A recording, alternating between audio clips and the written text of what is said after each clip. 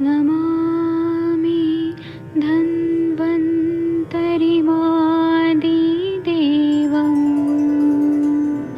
सुरासुरैर्वन्दितपादपद्मम् लोके जरारुभयमृत्युनाशम्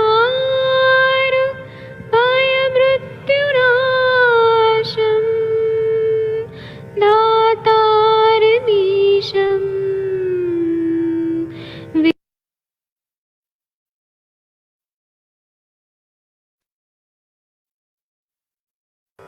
नमामि धन्वन्तरिमादिदेवम् सुरासुरैर्वन्दितपादपद्मम् लोके जरारुभयमृत्युनाशम् दातारमीशम् विविधौषधीनां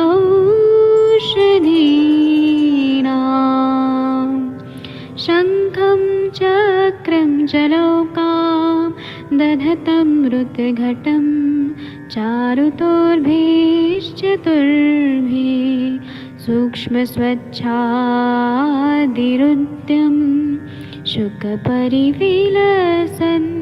मौलिमं भोजनेत्रम् कालाम्बोदोज्ज्वलाङ्गं कटितटविलसत् चारुपीताम्बराढ्यं वन्दे धन्वन्तरिन्तं निखिलगदमिव प्रौढदावाग्निनीलम्।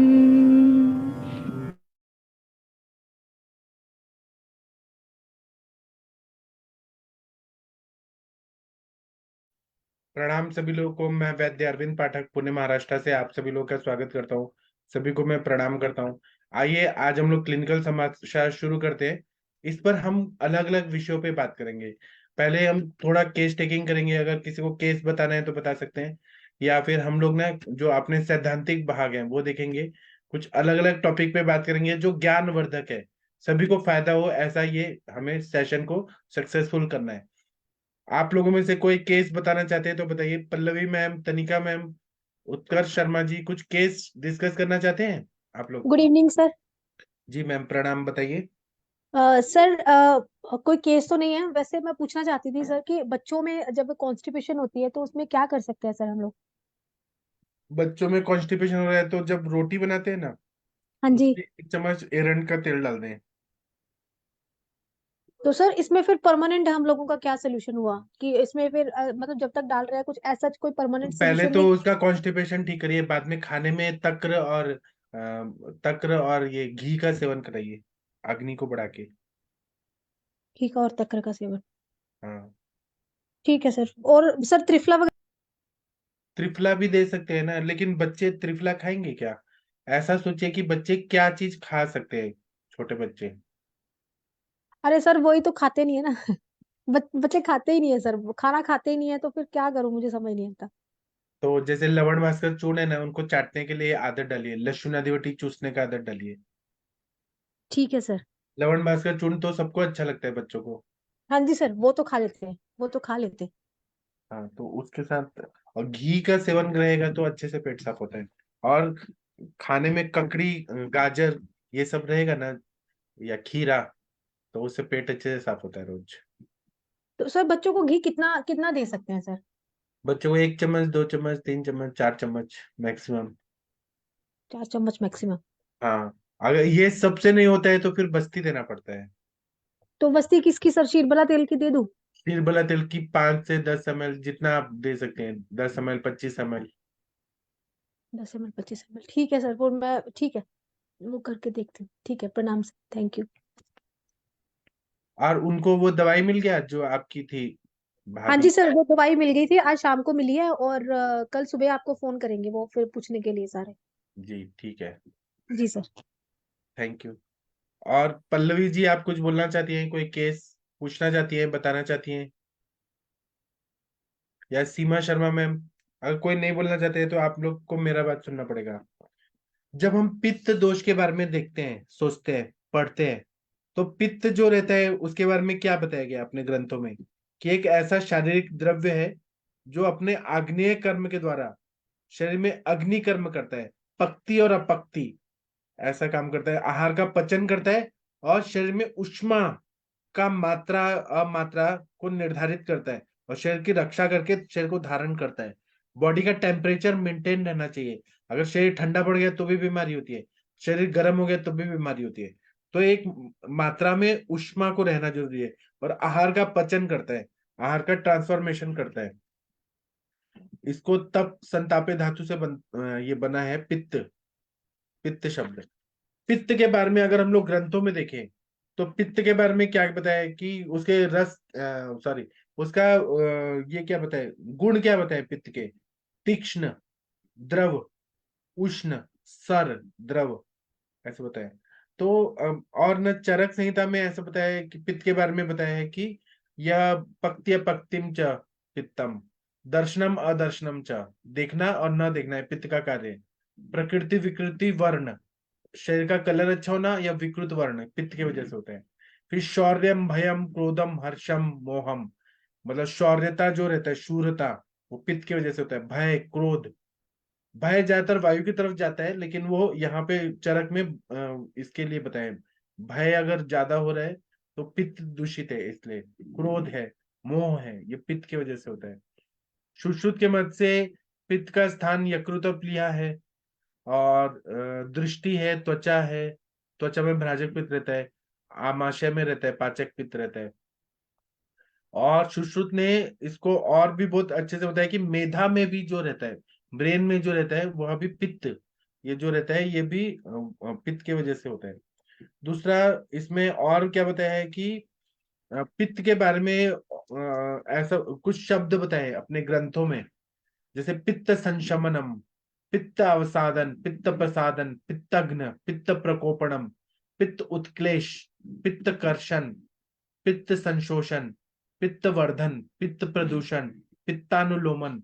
अब पित्तानुलोमन किस में करते हैं? जहां पे पित्त रुका हुआ है, जैसे कि गॉल ब्लैडर स्टोन है, तो वहां पे पित्त का अनुलोमन करना बहुत जरूरी होता है।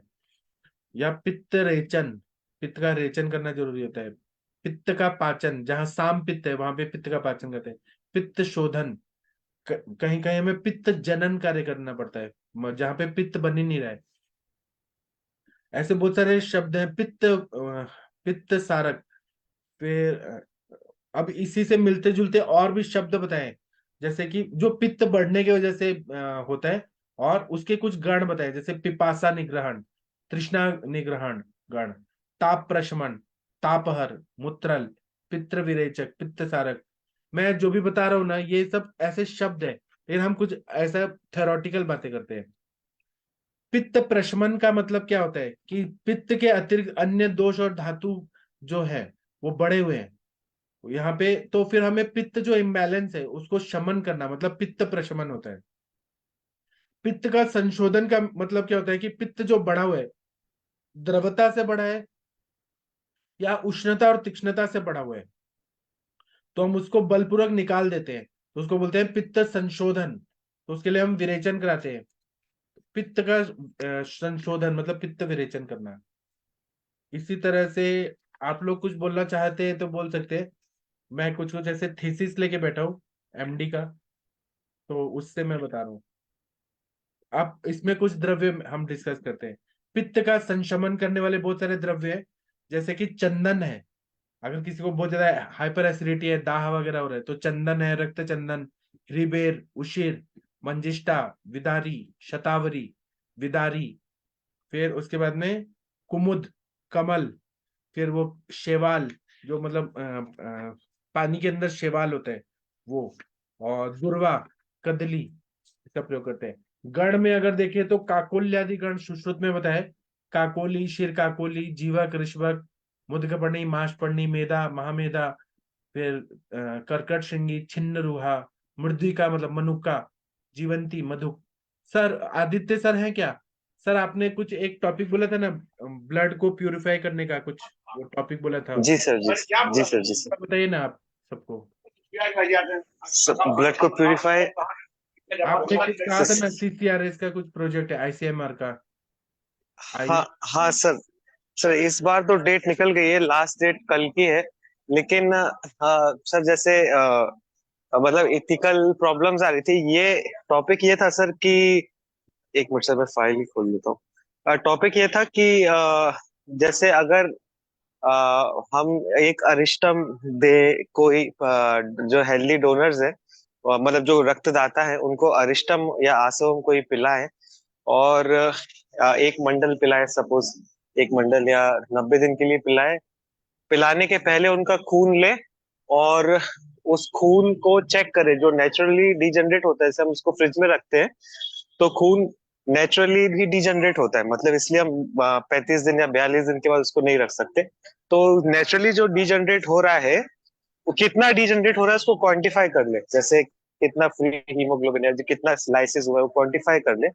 और फिर जब ये खून दे के जा रहे हैं तो इनको अरिस्टम दे दिया, और ऐसा अरिस्टम दे दिया जो हीमोग्लोबिन ना बढ़ाए, जो बस जैसे अंदर एक खून में एक स्नेह या आग्नेय तत्व को, और एक सौम्य पित्त जैसा, मतलब पित्त को ऐसे रखें। और फिर जब वो 3 महीने बाद फिर से खून देने आए, सेम लोग, सेम सेम ही इंसान जो पहले आए थे वही लोग, और उसमें 2 ग्रुप है। एक ग्रुप रेड वाइन ले रहा है, एक ग्रुप अपना आयुर्वेद का अरिस्टम ले रहा है, और दोनों को खून डोनेट करवाया फिर से। और फिर उसको चेक किया कि खून को रखे रहने दिया, और 30 दिन बाद चेक किया कि कितना हीमोलाइज हो रहा है। तो अगर कोई फर्क पड़ता है जैसे पहले तो कुछ अरिस्टम भी नहीं चल रहा था, रेड वाइन भी नहीं चल रही थी, तो उस वक्त हाइपोथेसिस ये रहेगी, उस वक्त हीमोलिसिस ज्यादा रहेगा, क्योंकि डिजनरेशन रहेगा। अब जैसे इसने अगर रक्त को आग्नेय तत्व दिया है, आग्नेय से स्थिरता भी जैसे आती है, और अगर ये उतना डिजनरेट नहीं कर रहा है जितना पहले कर रहा था, और इसी डिजनरेशन को रेड वाइन से कंपेयर करें, तो ये बता सकते हैं कि ये अरिस्टम लेने से एंटीऑक्सीडेंट का काम करता है, और अगर इससे ब्लड देर से डिजनरेट कर रहा है तो कहीं ना कहीं एंटी एजिंग का इफेक्ट भी रहेगा, इस तरीके से सर। ये हाइपोथेसिस और प्रोसीजर था सर। तो मतलब क्या दवाई देने वाले, वाइन की कोई मेडिसिन? सर नहीं, 2 ग्रुप रहेंगे। एक को रेड, क्योंकि रेड वाइन क्या है ना, ये वाइन इंडस्ट्री बहुत ज्यादा ये उछालती है कि एंटी एजिंग है, लाल अंगूरों की जो वाइन पीते हैं इस तरीके से। फ्रांस में लोग मांस खाते हैं, सिगरेट पीते हैं, सब उल्टे काम करते हैं, लेकिन 100 साल जीते हैं इस रेड वाइन के कारण, इस तरीके से। और इसका बहुत प्रचलन है, और ये बहुत महंगी है, और इम्पोर्ट द्राक्षा होती है। रिष्ट दे सकते हैं, है ना? जी जी, द्राक्ष क्या है ना, वो हीमोग्लोबिन भी बढ़ाता है। ऐसा कोई अरिष्ट जो हीमोग्लोबिन ना बढ़ाए, क्योंकि वो फैक्टर आ जाएगा। ये जो पोमोग्रेनेट रहता है ना, उसमें आयरन रहता है, तो वो हीमोग्लोबिन भी बढ़ाएगा द्राक्ष तो अरिष्ट। मृद्वी का रिष्ट अच्छा है ना, मृद्वी का रिष्ट मनुका से बना हुआ मृद्वी का रिष्ट। जी जी जी जी, इस तरीके से। वैसे अगर मृद्वी का रेश देते हैं और उसको फॉलो अप कर लेते हैं, और अगर इसमें देख लेंगे, एक SGOT PT भी कर लेंगे, बोलते ना कि नुकसान होता है, ये होता है वो, तो इसका डॉक्यूमेंटेशन हो जाएगा कि हाँ वो इम्प्रूव, मतलब ब्लड ज्यादा देर स्टेबल है, तो फिर आगे चल के पेशेंट में लिए जा सकते हैं। मतलब जो आयुष का जो फंड आ रहा है सरकार चाहती है, अभी एम्स वालों के लिए निकाला है, तो इस तरीके से फिर हाँ गवर्नमेंट यूनिवर्सिटीज के लिए निकाला है, तो वो ये क्या एम्स के आयुर्वेद लिए। वाले नहीं कर सकते रिसर्च? एलोपैथी के डॉक्टर्स को दिया है वो। नहीं सर, कोई भी कर सकता है, कोई भी कर सकता है, जो भी कोई गवर्नमेंट जैसे मतलब आयुष ने जो सेंट्रल गवर्नमेंट एम्स इंस्टीट्यूट में, कोई भी आयुष में जो भी व्यक्ति फैकल्टी है वो कर सकता है। अच्छा जी, ठीक है, बहुत अच्छा है तो सर। सर ये ठीक रहेगा ना सर? हाँ, जी सर, मैं इसको मतलब अगले गवर्नमेंट साल डॉक्टर्स करता हूँ अभी इसमें कर बना के। सकते हैं या रिसर्च? जी हाँ सर, जी जी, सर, बिल्कुल सर। करिए। तो इसमें सुश्रुत में काकोल्यादि गण जो है वो पित्त शमन के लिए बहुत अच्छा बताया है, रक्त को भी अच्छा करता है। सारीवादी गण बताया बहुत अच्छा, जैसे सारीवा, चंदन, पद्मक, मधुक पुष्प, महुआ का जो फूल होता है, मधु यष्टि मतलब ज्येष्ठ मध, रक्त चंदन, काश्मीरी फल और उशिर। इसी तरह से अंजनादि गण, उत्पलादि गण, नेग्रोदादि गण, उसी तरह से तृण पंचमूल, विदार्यादि गंध गण, फिर पटोल आदि गण, गुडुच्यादि गण, लघु पंचमूल, ये सारे गण जो है पित्त का शमन करते हैं, तो ये बहुत अच्छा काम करते हैं। इसी तरह से कुछ और द्रव्य ऐसे सर हैं। एक और चीज, सॉरी सर डिस्टर्ब करने के लिए। एक और चीज सर, एक्चुअली मेरा गवर्नमेंट इंस्टीट्यूट है ना, यहाँ पे अभी कोई आयुष डिपार्टमेंट नहीं है। तो जैसे मैं तो ये भी चाहता हूँ कि आयुष डिपार्टमेंट आ जाए, फैकल्टीज आ जाए, वैद्यों को वो मिल जाए, और पूरी मतलब जितनी भी शालाज है सब बनाने के लिए। मैं किसी भी तरह से अगर मेरी हेल्प चाहिए तो मैं अपने इंस्टीट्यूट में तो रेडी हूँ बिल्कुल। पेशेंट्स में दिला दूंगा सर सारे। तो है ये ना अपने कोलैबोरेशन रहेगा। हरीश बत्रा सर हमेशा रेडी है ना, दिल्ली से बुला लीजिए उनको। एमडी काय चिकित्सा में है सर, वो कितने सर इंटेलिजेंट। वो एक्चुअली वो दिल्ली में है ना, उनका हॉस्पिटल है, तो वो अच्छा तो मतलब अब अकेला गवर्नमेंट प्रैक्टिस ही अलाउड है इस तरीके से। गवर्नमेंट वाले, तो कविता जी सर, मैडम जी है ना सर, जी सर। गवर्नमेंट ऑफिसर है। और कौन है यहाँ पे गवर्नमेंट में? कविता मैडम ही है अभी तो फिलहाल। आप अभी जी अब सर। आप मतलब ग्रुप में लिख दीजिए, जिनको इंटरेस्ट है वो आ जाएंगे। जी जी सर, जी सर, ओके। तो सर अगर, हाँ बोलिए बोलिए बोलिए, तनिका मैम कुछ बोल रही थी आप। सॉरी सर, वो बच्चे रो रहे हैं सर, सॉरी। अच्छा अच्छा। तो ना हम जब पित्त का ये देखते हैं ना कि पित्त में सर गुण है, अगर पित्त बढ़ गया है तो हम लोग इसमें मधुर स्कंद के द्रव्य देते हैं, तिक्त स्कंद के द्रव्य देते हैं, या कषाय स्कंद के द्रव्य देते हैं। उसके बाद भी शमन से भी नहीं हो रहा है और पित्त बहुत ज्यादा बढ़ गया है, तो हम लोग विरेचन कराते हैं। और पित्त में सरगुण है ही, तो इसलिए पित्त निस्सारक औषधियां देते हैं, तो बहुत अच्छा फायदा होता है। विरेचनम पित्त हराणाम श्रेष्ठ, ऐसा बताया। तो पित्त को विरेचन करने के लिए हम लोग क्या क्या देते हैं? कुछ द्रव्य हम ऐसे देखते हैं जो सारक भी है और शामक भी है। तीक्ष्ण विरेचन के लिए दंती है, निशोत्तर है, ठीक है। लेकिन कुछ द्रव्य शमन भी करने और पित्त का सारक गुण से अच्छे से धीरे धीरे निकालें। तो जैसे कुटकी है, अगर आप कुटकी का काढ़ा लेंगे या कुटकी का चूर्ण लेंगे तो इससे क्या होगा, या कुटकी के द्रव्य वाले जो मेडिसिन है जैसे आरोग्यवर्धनी वगैरह, तो ये पित्त का शमन भी करते हैं और पित्त को निकालते भी रहते हैं रोज रोज थोड़ा थोड़ा। आंवला है, आंवला अगर जूस पियेंगे तो पित्त का शमन भी करेगा, पित्त को निकालेगा भी। इंद्रायण है, इमली है, घृत कुमारी है, अंजीर है, सर्पगंधा, त्रिफला, पुनर्नवा, आरगवत की मज्जा, द्राक्षा, मुलेठी, वृक्षाम्ल, आमचूर, ये सब पित्त शामक भी है, सारक भी है। कुछ द्रव्य ऐसे हैं जो पित्त का शमन करते हैं और ग्राही भी है। कभी अगर जैसे पित्तातिसार हो रहा है तो हमें वो रोकना है, पित्त ज्यादा नहीं निकलना चाहिए, पित्त बॉडी में मेंटेन रहना चाहिए हमें।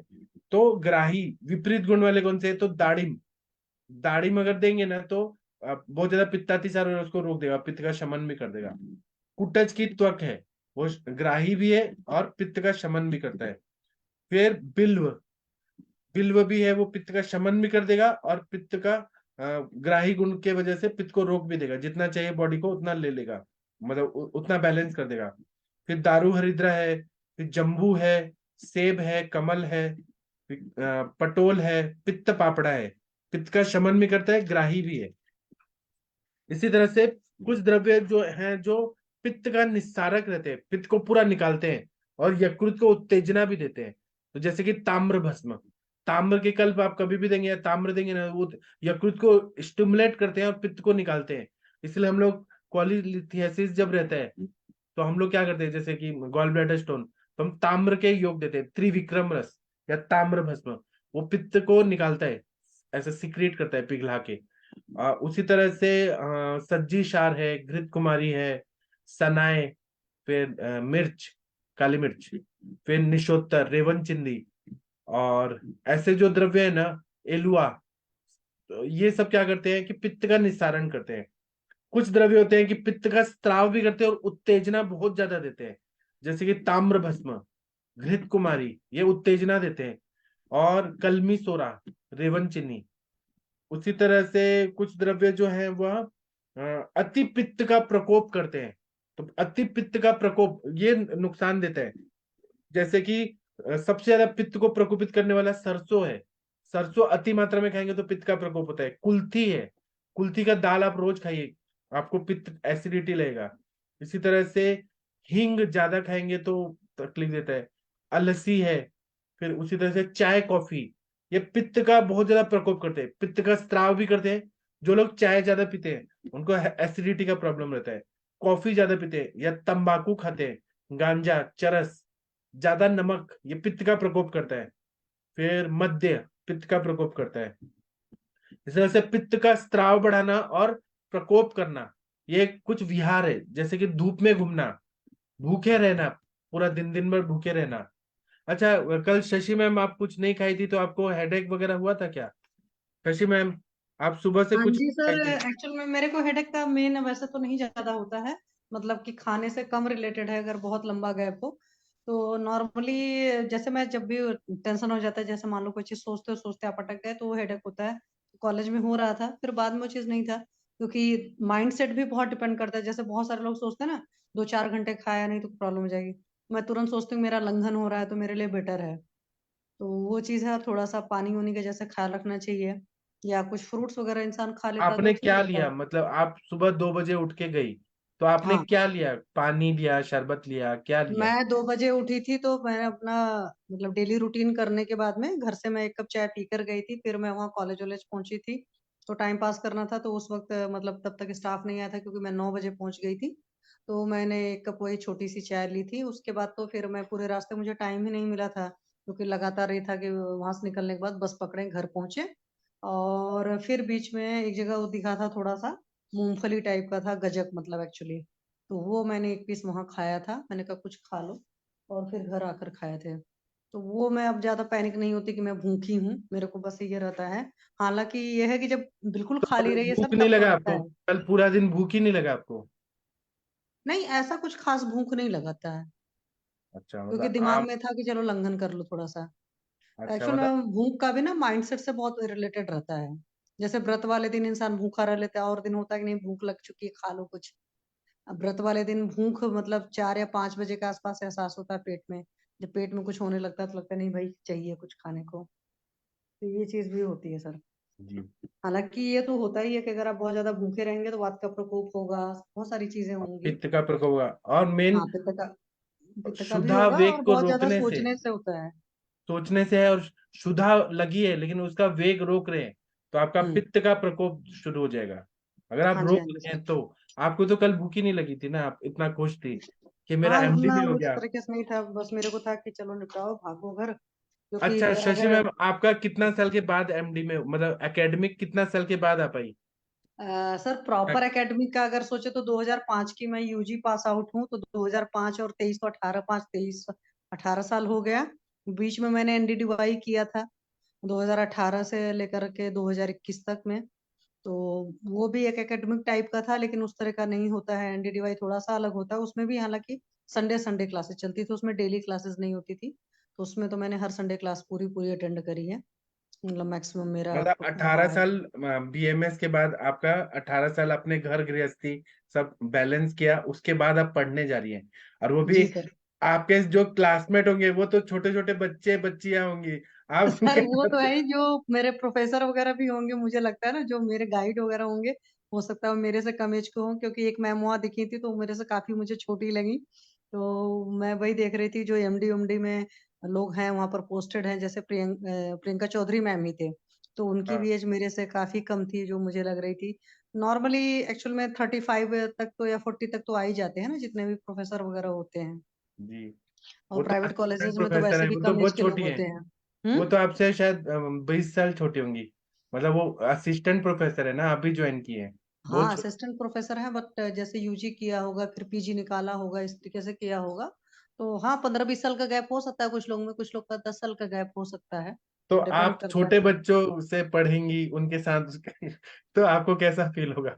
अभी आप ही सर गुरु बताइए। गुरु होता है, जी, गुरु के साथ में कोई वो नहीं होती है। अब ऐसे मैं सोचूं तो अदरवाइज नहीं लीजिएगा, आप भी मेरे से एज में तो छोटे ही हैं ना, लेकिन हाँ ज्ञान में तो बहुत बड़े हैं। तो गुरु तो एक बोलते हैं ना, अपने यहाँ वृद्ध कहाँ से गिना जाता है, एक वयो वृद्ध होता है, मतलब एज में बड़ा होता है। तो एज में बड़े तो कुछ ही लोग होते हैं ना, बहुत सारे अपने लोग के यहाँ तो सिस्टम होता है पद में बड़े हैं, कि कई जी, बार बहुत छोटा बच्चा भी आपके रिलेशन में बहुत बड़ा लगता है तो आप उसके पैर छूते हो। और गुरु का तो कोई मतलब ही नहीं होता है, किसी भी एज ग्रुप को बिलोंग कर सकते हैं, कुछ भी कर सकते हैं, और ये तो प्रॉपर गुरु है, मतलब जो कि शिक्षा दे रहे हैं। तो मेरे लिए सारे वो होंगे, गुरु होंगे। बट मैंने देखा कई सारे लोग मेरे को कल बच्चों ने मतलब पीजीयूजी के बच्चे रहे होंगे, विश कर रहे थे, तो वो यही सोच रहे होंगे कि बहुत बड़ी है कुछ वो ये एक होता मूवी है। था ना, मैं हूं ना, उसमें वो शाहरुख खान जाता है, वो कैप्टन होता है आर्मी का, और बच्चों के साथ हम्म। पढ़ने जाता है। या फिर एक और मूवी थी मुन्ना भाई एमबीबीएस, वो जैसे ही हाँ क्लास में एंट्री करता है तो सबको लगता है प्रोफेसर आ गया। हाँ वो याद आ गया सर सीन वो। हाँ। लेकिन मैं बिल्कुल। बहुत मजा आता है पढ़ाई करने में, ऐसे बहुत मजा आता है। हाँ सर मैं तो पढ़ूंगी। मेरे को तो बत्रा सर बता रहे थे ना उसमें स्टैटिक्स वगैरह होता है, मीन मीडियन मोड। तो हाँ अभी हाँ मुझे याद है मेरा बेटा आया है तो मैं उसी से पढ़ लेती हूँ मीन मीडियन मोड वगैरह, हाँ। क्योंकि भूल हरीश गए थे बत्रा नाइन जी टेन। कुछ बोलना चाहते हैं आपसे? हाँ सर बोले सर, प्रणाम मैं सर। कह रहा हूँ सर, मैं भी तो इस एज में पढ़ा हूँ ना सर। अच्छा आप भी, हाँ। सर आपको मैं कैसा गया ना लगा? सर, एक दिन मैं कॉलेज गया ना सर, जी। शुरू शुरू में वो सारे बच्चे खड़े हो गए। अच्छा। तो मेरे साथ भी ऐसा ही हुआ है सर। जी। लेकिन मजा आता है सर पढ़ाई करने में। हाँ सर। हाँ। तो ना मैम आप हॉस्टल में रहेंगे क्या अभी? आप हॉस्टल में रहेंगी शशि मैम? नहीं सर जी, शशि तो नॉन मैम से अटेंडिंग पूछ करेंगे रहे ना। हैं, शायद खाना बना रही नहीं सर वो मेरे एक्चुअल में हॉस्टल में तो बिल्कुल रहने का प्लान नहीं है। जो उस तरह का पड़ेगा तो या तो रूम लेंगे, अदरवाइज मेरा एक बैचमेट वहां पर पोस्टेड है, तो उसने मेरे को बोला कि भाई मेरे घर रह लेना। मैंने कहा ठीक है चलो देखते हैं। है। जी। लेकिन आपका कितना अच्छा जज्बा है कि मैं पढ़ूंगी, मैं एमडी, और आपने इतने अच्छे मार्क्स से एमडी का एंट्रेंस निकाला, और उसके बाद में आपको पढ़ने का इतना शौक है कि मतलब पढ़ रही है, कितना बढ़िया लग अभी रहा है मेरे मैम। पास कट ऑफ क्लियर हुआ है, क्योंकि मैं आज वही सोच रही थी कि एक्चुअली मैंने पढ़ाई करी होती सही से, क्योंकि जब मैंने 24 जून को फॉर्म फिलअप किया तो मैंने कहा भाई अब तो पढ़ना पड़ेगा। तब थोड़ा बहुत पढ़ पाया, क्योंकि उसी टाइम मेरे बेटे का सारा एडमिशन वगैरह का था ना, बैंगलोर का प्रोसीजर वगैरह। तो मैं तो एग्जाम के एक दिन पहले चंडीगढ़ आई हूँ, और उधर हफ्ते भर तो बिल्कुल भी नहीं पढ़ पाई थी। ऐसे ही पढ़ना चाहिए, नहीं तो लोग ने साल साल भर तैयारी करते हैं एमडी का और फिर हो ही नहीं पाता। वो हाँ जो जी एक मेरा जूनियर मिला था आपको, जो अपनी मम्मी को लेके आया था, इधर नाम नहीं बता सकता, उसने हाँ जी, हाँ जी 6 बार, सर मिले थे, हाँ वो आए थे। हाँ तो 6 बार उसने अटेम्प्ट किया है एमडी एंट्रेंस, 6 बार, और नहीं हो लेकिन रहा सर वो था। तो काफी छोटे हैं इसमें। हाँ, वो ठीक है, लेकिन 6 अटेम्प्ट दिया, नहीं हुआ, फेल होता था, निगेटिव मार्किंग आता था। बाद में उसने अच्छा ऐसे ही जाके एग्जाम दिया, हो गया, और उसने क्रिया में कर भी लिया, कंप्लीट भी हो गया। मोर अच्छा। Study more confusion, no study no confusion, ऐसा सर हो। एक्चुअली नहीं हमें सर, ना एक्चुअल यही में बताया जब हम जाता लोग बहुत ज्यादा स्ट्रेस लेते हैं ना, जैसे हाँ मेरे पास खोने के लिए तो कुछ था हाँ था, तो मुझे ये बताया था। मैंने आपको शुरू से कहा कि मैंने कहा आपका आशीर्वाद होगा, जो भी होगा तो उस दम पर हो जाएगा, क्योंकि मेरा ये मानना है कि जो मेरी अपनी सोच थी कि दबा करके मतलब पूरा आयुर्वेद पढ़ो और साथ में मॉडर्न पढ़ो, तब जाकर उम्मीद कर सकते हो कि वहां पर लेवल आएगा कि आप मतलब फ्री सीट निकाल सकते हो। कट ऑफ का क्या था, वो भी गुरु का आशीर्वाद इसलिए कि भाई 2 महीने 1 महीना जब आप पढ़ते हो, अपने सारी चीजें देखते हो, मतलब मैंने किसी चीज को कहीं पर भी नहीं मिस किया था कि किसी काम को छोड़ा हो, मुझे पढ़ना है। ये भी जी नहीं हुआ कि कल पेपर है और आज मैं कुछ और करें अलग तरीके से। तो वो चीजें होती, तो आपका आशीर्वाद है सर। और एडीएफ पैनल आप जैसे आरती मैम ने लिखा था ना कि आप इतना मोटिवेट करते हो, रियलिटी है वही मोटिवेशन थी कि जिसकी वजह से फॉर्म फिलअप किया, वही मोटिवेशन था एग्जाम दिया। क्योंकि जब मैं देने गई तो हुआ कंप्यूटर पर एग्जाम देना है, तो मुझे तो माउस वाउस चलाना भी भूल गया था, क्योंकि आज की डेट में मोबाइल यूज करती हूँ, लैपटॉप भी मैं वैसे नहीं यूज करती हूँ। तो शुरुआत में मैं बहुत हड़बड़ी करी, मेरे पास बाद में आधे घंटे टाइम बचे थे, और बाद में जो आधे घंटे में मैंने क्वेश्चन रिवाइज करके कर दिए ना, वो सारे गलत हो गए। जो फर्स्ट अटेम्प्ट में मारे थे वो सारे सही थे, उनको मैंने किया था, अदरवाइज अच्छे नंबर आ जाते। बट चलो परमात्मा की दया से जो हो गया सो हो गया। जो हुआ अच्छा हुआ, और आपके लिए बहुत ही अच्छा कॉलेज है, वहाँ का जी स्टाफ अच्छा है, सब अच्छा है। जी सर, थैंक जब यू सर, आप जिस सर दिन वहां आपकी से डिग्री लेके निकलेंगी ना, उस दिन आप कहेंगे कि मैं कितना अच्छा कॉलेज से पढ़ी हूँ। जी सर, जी। Thank you sir. हाँ। तो आप कुछ और बोलना चाहते हैं तो बोलिए, नहीं तो मैं फिर वही पित्त वाला शुरू करूंगा। कुछ सर बोलना है आप आपको? बोलिए प्लीज, आप बोलिए, आप बोलिए प्लीज। हाँ। तो ना शुद्धा वेग अगर रोक दिया, ऐसे भूखे रहे तो कुछ नहीं, लेकिन शुद्धा लगी है और उसका वेग रोक दिया तो पित्त स्त्राव ज्यादा होता है, पित्त का प्रकोप होता है। इस तरह से त्रिषा वेग, प्यास का वेग रोक दिया, या फिर उष्ण ऋतु में, शरद ऋतु में, दोपहर में पित्त बढ़ता ही है। या क्रोध बहुत ज्यादा किया, गुस्सा बहुत ज्यादा किया ना, पित्त बढ़ता है। या शोक किया, भय, उपवास किया, अगर बहुत ज्यादा मैथुन किया, घोड़े का सवारी किया तो पित्त बहुत ज्यादा बढ़ता है। या फिर बहुत ज्यादा कटु रस का, तीखा चीज ज्यादा खाया, खट्टा चीज खाया, लवण युक्त आहार खाया तो पित्त बढ़ता है। या फिर खट्टा दही खाया, कांजी का लिया, ताड़ का रस लिया, कच्चा वाला मध्य लिया तो पित्त का प्रकोप होता है। तो हमें ये सारी चीजें मालूम होनी चाहिए, मालूम होती भी है, लेकिन हमको बार बार ये पढ़ना चाहिए। इसी तरह से दाह जब होता है पित्त जो रहता है विमार्गमन होके पूरे बॉडी में फैल जाता है, तो उसके वजह से दाह, प्रदाह, शवथु, ओश, प्लोश, आंखों का जो जलन होता है उसको दवथु बोलते हैं। आईज में बर्निंग हो रहा है, इंद्रियों कान में बर्निंग हो रहा है, तो ये सब ओश, शोष, प्लोश ऐसे शब्द बताए गए। फिर और कर दाह, कर पाद दाह, पाद दाह, अंश ताप, पार्श्व ताप, मतलब पीछे के साइड में पेन, ऐसा बर्निंग हो रहा है, ताप हो रहा है, तो इसको हम दाह बोलते हैं। तो ये दाह को शमन करने के लिए हम लोग क्या करते हैं, स्नान करते हैं, प्रदेह लगाते हैं, ठंडे मेडिसिन का प्रदेह लगाते हैं, अभ्यंग करते हैं, पुष्पमाला धारण करते हैं, शीतोपचार करते हैं, जैसे हम एसी में बैठे हैं, एसी में बैठ के थोड़ा फैन में बैठ रहे हैं, या परिषेक करते हैं। कुछ इंटरनल दवाइयां लेते हैं जो पित्त को शुद्ध करके अपना कार्य करती हैं, तो कुछ स्वरस, कल्प, क्वाथ, श्रित, शित क्वाथ, आसवरिश देते हैं, तो ये दाह को कम करता है। तो इसमें बहुत सारे द्रव्य आते हैं, जैसे चंदन है, उशीर है, सारिवा है, अनंता है, तो ये बहुत अच्छा फायदा करता है। उसी तरह से कुछ द्रव्य हैं, जैसे मणि मुक्ता, जो मोती रहते हैं उसको स्पर्श करने से ठंडा लगता है, प्रवाल है, हेम है, शंख है, इसकी शीतलता से ठंडा लगता है। उसी तरह से गुलाब है, केवड़ा है, गंधयुक्त द्रव्यों को मिलाकर शीतल जल से स्नान करने से दाह कम हो जाता है। या ठंडी हवा, जैसे एसी की हवा, या शीतल चांदनी की हवा, चांदनी की हवा, शीतल गृह में, धारा गृह में जहाँ फव्वारे उड़ रहे हैं, वैसे घर में रहने से दाह कम हो जाता है। ये सब हमने पढ़ा है, बस रिवाइज कर रहे हैं। फिर चंदन, उशीर, उत्पल, शंख पुष्पी के कषाय दाह को शमन करते हैं। आपके पास ऐसे पेशेंट आते होंगे बहुत सारे, डायबिटिक पेशेंट भी, डायबिटिक न्यूराइटिस के, हमको जलन हो रही है, हाथ पैर में जलन हो रही है, तो आप उनको मुक्ता पिष्टी, प्रवाल पिष्टी ये दें तो बहुत अच्छा फायदा होगा। और इसी तरह से पित्त शामक घृत भी दाह शामक होते हैं, जैसे शीर षटपल घृत, षटपल घृत, शतावरी घृत, फिर उसी तरह से गोघृत, अगर बहुत ज्यादा आम है तो पिपल्यादि घृत, ये दाह का प्रशमन करता है। अभी आप शतदौत घृत से अभ्यंग करें, सहस्त्रदौत घृत से अभ्यंग करें, तो बहुत अच्छा फायदा होता है। तेल में चंदन आदि तेल, अष्टकट्वर तेल, इससे दाह का शमन होता है।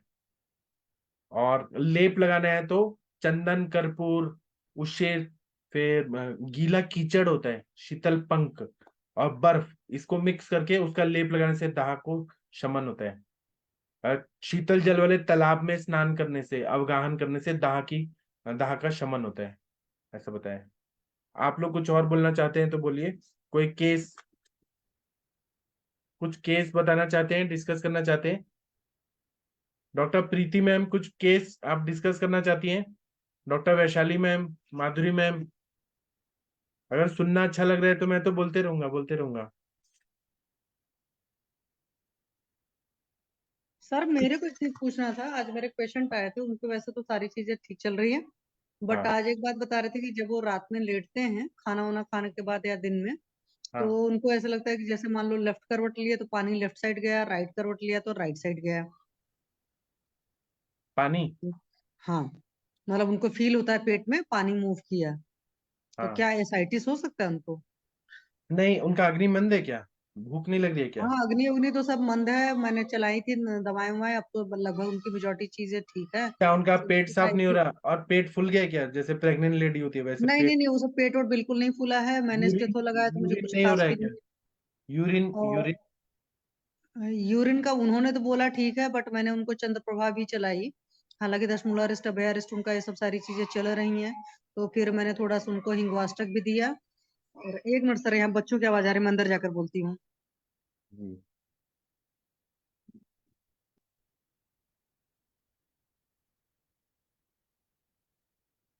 तो मैंने उनको आज हिंगवाष्टक दिया, अपान को, अपान काल के लिए, और चंद्रप्रभा भी दी है, और पंचकोल चूर्ण दिया है।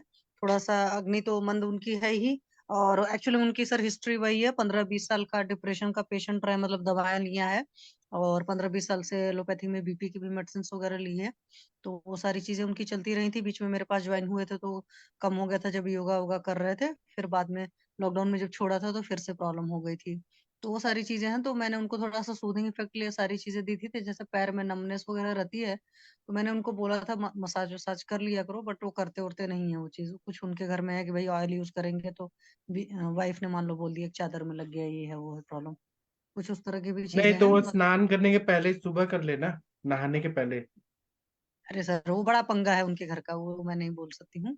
मतलब लोगों का, कुछ लोग बहुत होते हैं ना सफाई को लेकर के ऑब्सेस्ड, वो उस तरह के लोग हैं। तो इस वजह से मैंने उनको कई बार काउंसिल किया, तो नहीं हो पाया। तो मतलब आज तो मैंने उनको चला दिया, पर जब मैंने स्टेथो लगा कर देखा तो उसमें कुछ खास मुझे नहीं नजर आया। मैंने कहा स्टेथो में पता चल जाएगा। फिर मैंने पीए किया, तो अम्बिलिकस के ऊपर नीचे मतलब अम्बिलिकल लाइन में एक तरीके से था, टेंडरनेस टाइप का थोड़ा सा उनको फील हुआ। तो अकॉर्डिंग टू पांचभौतिक ये जो होता है अम्बिलिकल रीजन के आसपास अगर टेंडरनेस है, तो वो होती है कि मूत्रपिंड में प्रॉब्लम होती है। तो इस हिसाब से तो मैंने भी उनको चंद्रप्रभा चलाई है। बाद में मैं गोक्षुरात गुगुल या गोक्षुर वगैरह दूंगी जो मुझे समझ में आया। तो मेरे को एक बार डाउट हो रहा था दिमाग में, मैंने यूएसजी के लिए उनको बोल दिया। तो वही था कि क्या एसाइटिस का थोड़ा बहुत हो सकता है कि नहीं, ऐसा कुछ नहीं है। असाइटिस के लिए तो बहुत ज्यादा उसमें दृष्टि होना जरूरी है ना मैम। आपको ऐसे चेक करना पड़ेगा कि पूरा पेट में कि पानी डब डब डब डब हो रहा है क्या। नहीं, क्या वो मैंने पूरा पीए किया था, पर एब्डोमेन पूरा चेक किया था मैंने पेशेंट को। अगर तो आपको कंफ्यूजन है तो आपको ये करना पड़ेगा, सोनोग्राफी करके चेक करना पड़ेगा। हाँ, मैंने इसीलिए यूएसजी एडवाइस कर दिया। बल्कि मैंने उनको बोला, मैंने कहा सर मैं यूएसजी सिर्फ इसलिए कर रही हूँ कि कोई दिमाग में वो ना रहे, आप टेंशन नहीं लो। कई बार टेस्ट इसलिए कराए जाते हैं कि हर चीजें रूल आउट करने के लिए, हमें कुछ नहीं है। तो इस वजह से मैंने कहा एक बार मैं आपसे भी पूछ लेती हूँ। हालांकि मैंने उनको चला दिया है चंद्रप्रभा इसीलिए, और हिंगवास्टक भी चला दिया है। आगे मैं देखूंगी तो गोक्षुर को बाकी चलाऊंगी। आपका उनका ब्लड का भी देखिए, एसजीओटी एसजीपीटी वो कैसा है, भूख बिल्कुल नहीं लगना, नहीं अग्निमंद सर, वो होना। चीज नहीं, भूख वूख उनकी सब कुछ ठीक है। जब से वो ट्रीटमेंट ले रहे हैं उनका कहना है कि 90% उनका ओके है। एक्चुअली उनको सियाटिका वाटिका की भी प्रॉब्लम है।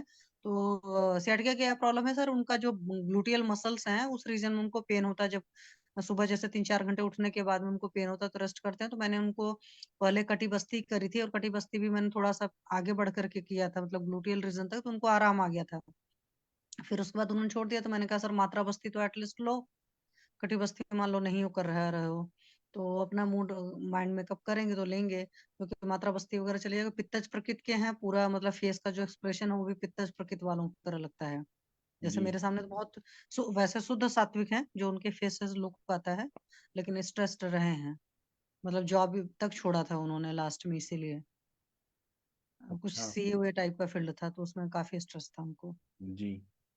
जी सर, थैंक यू सर। ठीक है, तो आप क्या ट्रीटमेंट क्या सोची हैं, क्या करना है। अभी तो उनका सर काफी टाइम से तो चल रहा है यही सब, अभ्यारिस्ट दशमूल अरिस्ट वगैरह उनको मैंने चलाया था।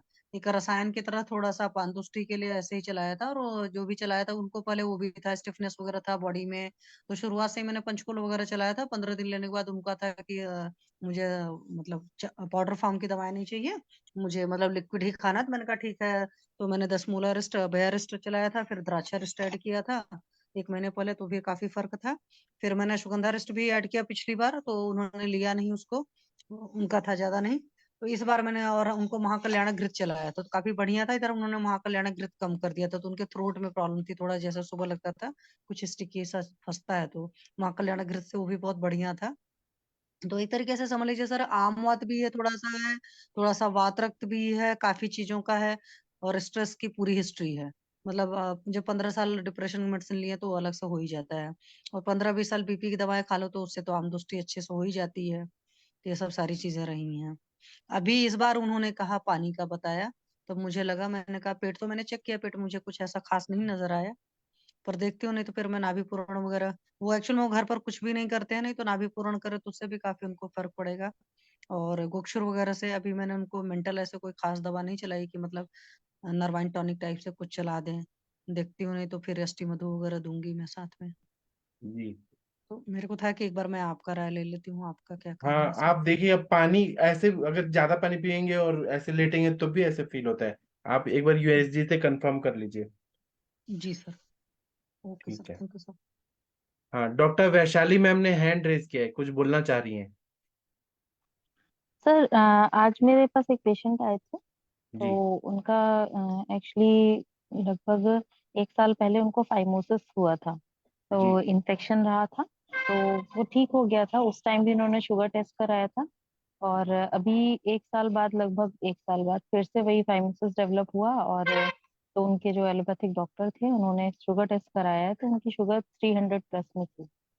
और अभी HbA1c नहीं कराया है, लेकिन रैंडम शुगर 300 प्लस में थी। तो ये कह रहे थे कि इसकी वजह से ही जो है डेवलप हो रहा है आपको बार बार फाइमोसिस, जो आगे का जो पार्ट होता है वो कट जाता है। तो वही शुगर का सर, मैं और मैंने उनकी हिस्ट्री ली, तो हिस्ट्री में सिर्फ ये था कि थोड़ी सी सेडेंटरी लाइफ है। बाकी उनका खान पान और स्ट्रेस वगैरह उनकी लाइफ में नहीं है ऐसा कुछ। तो सर शुगर के लिए क्या करें इसमें? शुगर के लिए तो मेरा एक हमारे सर का फॉर्मूला है कि हम देते हैं गुड़मार का चूर्ण, फिर बिल्व का चूर्ण, नीम छाल का चूर्ण, करेले का बीज का चूर्ण, फिर पटोल जी। है।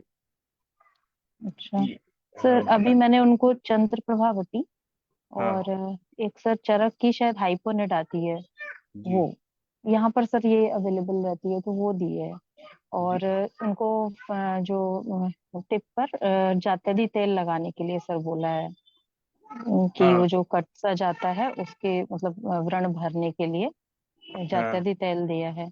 और बाकी सर मुझे अभी शुगर के लिए कुछ समझ नहीं आया, तो मैंने उनको बोला HbA1c उनका रिपोर्ट कल आएगी, तो उसके बाद में उनको ट्रीटमेंट शुगर के लिए। बाकी मैंने उनको वॉक वगैरह करने के लिए बोला है, और डाइट में थोड़ा सा जो आपके मोटे पास अनाज फोटो में है से। क्या? मेरे को फोटो भेज सकते हैं, वो कैसे टिप में कैसे कट है, फोटो भेज सकते सर हैं? वो उन्होंने मुझे दिखाया नहीं, उन्होंने सिर्फ बताया है, मुझे दिखाना नहीं चाह रहे थे, सिर्फ उन्होंने बताया है सर।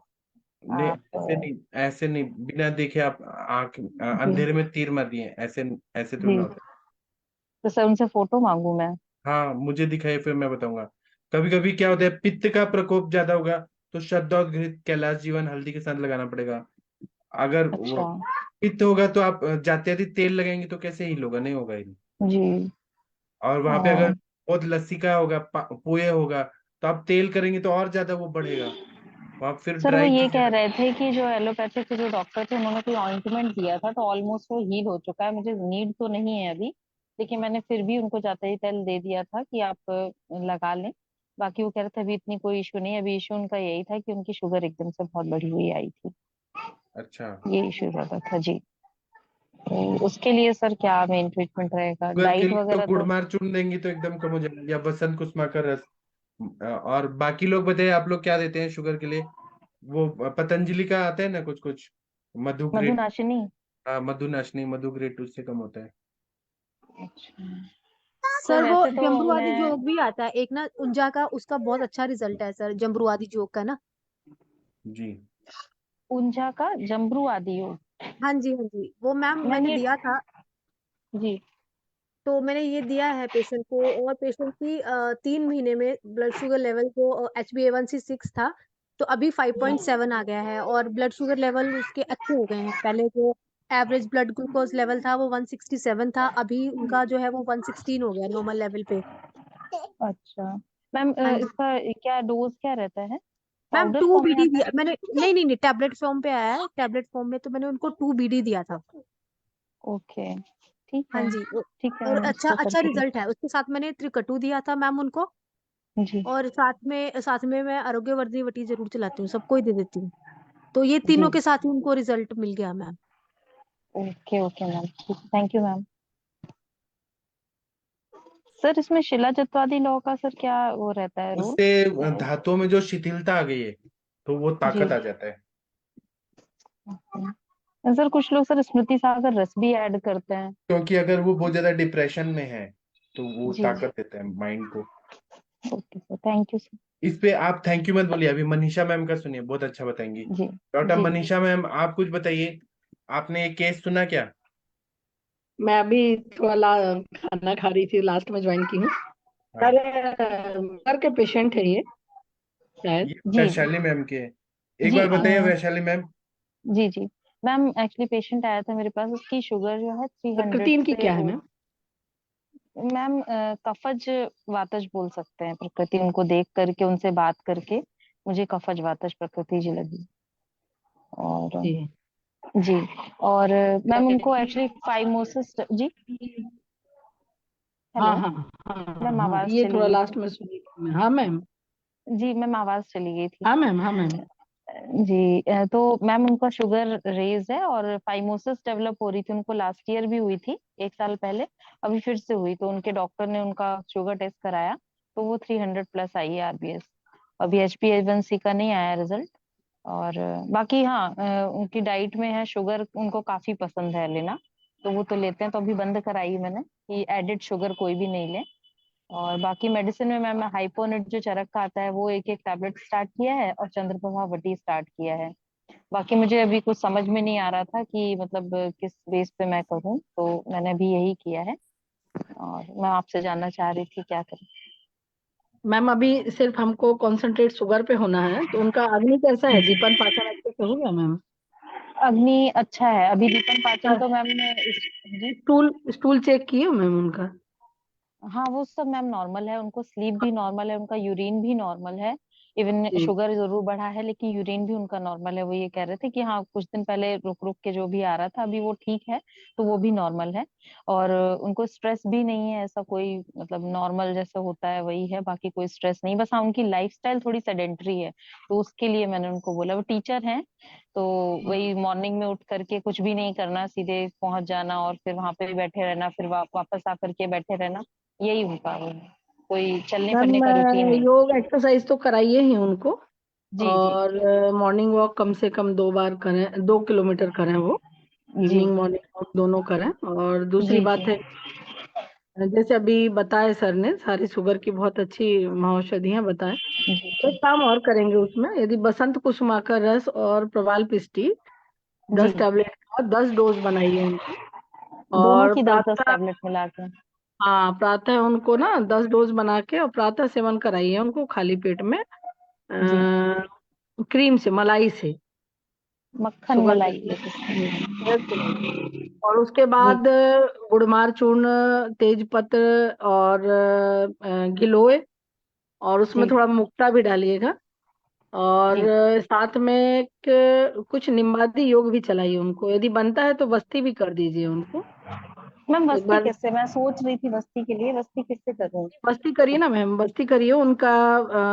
आम कैसा है इसके अकॉर्डिंग करिए। और उसमें नींबू बस्ती देते हैं, इसे नींब पत्र का भी देते हैं, गौमूत्र नींब पत्र का देते हैं। सिंपल आप त्रिफला दशमूल का भी काढ़ा दे सकते हैं, नींब स्वरस थोड़ा सा डाल के। और गौमूत्र डालेंगे उसमें। मैं थोड़ा सा पेशेंट के बलाबल को देखते हुए थोड़ा शिलाजीत भी प्रयोग करती हूँ मैं। इसमें बस्ती द्रव्य में मैम। हाँ, बस्ती द्रव्य में जैसे हम नींबू बस्ती देते हैं, तो इसमें हमको हनी नहीं डालना है, हनी जी नहीं डालना है। थोड़ा सा सेंधव लेकर के, जी जी और थोड़ा चंदन बला लक्षादी डाल सकते हैं उसमें, तेल या बला तेल हम डाल सकते हैं। इसको जी डाल करके और अच्छी बस्ती बना करके उनको 700 या 900 ml का उनको दीजिए। जी और ये योग ही देने के बाद अच्छे से करिए मैम, यदि सिस्टमेटिक करेंगे तो उनको 10 से 15 दिन में बेनिफिट मिलेगा। और यदि पंचकर्म करेंगे ही तो एक शिरोधारा भी कर दीजिए उसका अभ्यास करा के। मैम एक्चुअली मेरे पास अभी कोई टेबल नहीं है शिरोधारा के लिए तो वो नहीं है सेटअप, लेकिन सामान्य बस्ती में। वस्ती दीजिए, सामान्य वस्ती दीजिए, नाभि पूरण करके, थोड़ा उदर जी अभ्यंग करके, पिंड करके, नाभि के आसपास में पिंड कर दीजिए, उदर जी अभ्यंग जी कर दीजिए। और थोड़ा सा क्लेद भी कम हो जाएगा उससे। और बस्ती जी जी। दीजिए मैम। और सर का एक मैम ऑयल आपने आता जो है, किसका मैम। ऑयल सर का है एक क्षीरबला, 101 है, आवर्ती। मेरा जी मेरा जी एक तेल है वो हाँ, नस्य। तो वो नस से दीजिए मैम। उससे से क्या, हम्म, संतर्पण के लिए हमारे लिए बहुत अच्छा बेनिफिट है, शॉर्टकट है एकदम ही। तो जी इसको दीजिए। और उनका घूमने को बोलिए 2-2 किलोमीटर। और ये जी। योग बना करके दोनों टाइम दीजिए। मैम एक ये अयस्क, आपने जो योग बोला था गिलोय गुड़मार और तेज पत्र वाला, इसमें कितना हाँ कितना मैम, मैम लेंगे। ये इक्वल मात्रा में ले सकते हैं मैम, इक्वल मात्रा में। तेज गुड़मार की पत्र मात्रा में थोड़ा गिलोय कम सब तो रखती हूँ, गिल, गुड़मार की मात्रा कम रखती हूँ। जैसे कितना यदि लेंगे मैम लगभग। 10 ग्राम यदि गुड़मार है तो 20-20 ग्राम इनको देती हूँ मैं। और साथ में थोड़ा सा मुक्ता भी डाली उसमें इसके जी साथ। ये अलग से देती हूँ मैं। अयस्कृति भी दे सकते हैं सुबह शाम उनको 3-3 चम्मच खाने मैम के यहाँ बाद। पर अयस्कृति मिलना तो मुश्किल है, हाँ, तो वो इसको थोड़ा ही सा। चलाइए, इसको ही चलाइए। और 20 ग्राम तेजपत्र, मैं 20 थोड़ा ग्राम सा गिलोय चूर्ण। नेचुरल भी देती हूँ, पत्तियां देती हूँ, 3 नीम की पत्ती, बेल की पत्ती और तुलसी की पत्ती। इसको चबाते हुए 2 किलोमीटर घूम के आइए, ऐसा करके। इसमें मैं एक डाइजिट पाउडर मिक्स करती हूँ मैम। कौन सा पाउडर में? डाइजिट पाउडर आता है, बना हुआ मिक्स है ये, कंपनी का है, साउथ का। तो ये भी अच्छा काम करता है। और शुगर लेवल मैम 15 से 45 दिन में एकदम नॉर्मल आ जाता है। डाइट कंट्रोल रखें तो कई पेशेंटों के तो रेटिनोपैथी वाले भी नॉर्मल आ गए हैं। जी और ये वाला जो योग है मैम, ये बसंत कुसमाकर प्रवाल पिष्टी का सर का बताया हुआ है, और इसको मैं जी जी। यूज की थी क्रॉनिक सीकेडी पेशेंट और शुगर का हाई लेवल, उसमें जी बहुत अच्छा रिजल्ट आया इसका। मैं अभी 2-3 पेशेंटों पे प्रयोग की हूँ, बहुत जी अच्छा रिजल्ट है। और सारे योग तो देते ही हैं, लेकिन इसका एकदम अप्रत्याशित लाभ मिला पेशेंटों को। मैम, ये तो जो है इनके इसको तो चलाइए। मॉर्निंग में हम खाली पेट में देंगे, और ये हाँ मैम, तेजपत्र, गिलोय चूर्ण, गुड़मार और मुक्ता पिष्टी वाला जो योग है, ये इसको मैम खाने खाने से से थोड़ा पहले देर या पहले खाने से, भोजन से थोड़ा देर पहले दे दीजिए। इसमें मुक्ता पिष्टी कितना डालेंगे? लगभग 60 के हिसाब से देंगे मैम। जैसे हम 60? एक रत्ती देते हैं, आधी रत्ती ऐसे मिला करके दे देंगे। अच्छा, एक डोज में? हाँ हाँ। ठीक ठीक। ओके मैम, और थैंक यू मैम। पेशेंट को घूमने को बोलिए, थोड़ा पादाभ्याम करें, अब अच्छे से अपना पादाभ्याम तो ओके। सोते समय करें, नाभि पूरण करें, और इतना घूमें, ओम का उच्चारण करें, और जी थोड़ा सा प्राणायाम योग करें, जी। स्वस्थ हो जाएंगे। ओके और ओके। जैसे उसके लिए फाइब्रोसिस के लिए बताए तो शतधौत जैसे बताया, कुछ नहीं तो नारियल का तेल भी पूर्ण करेंगे तो उसमें भी फायदा मिलेगा।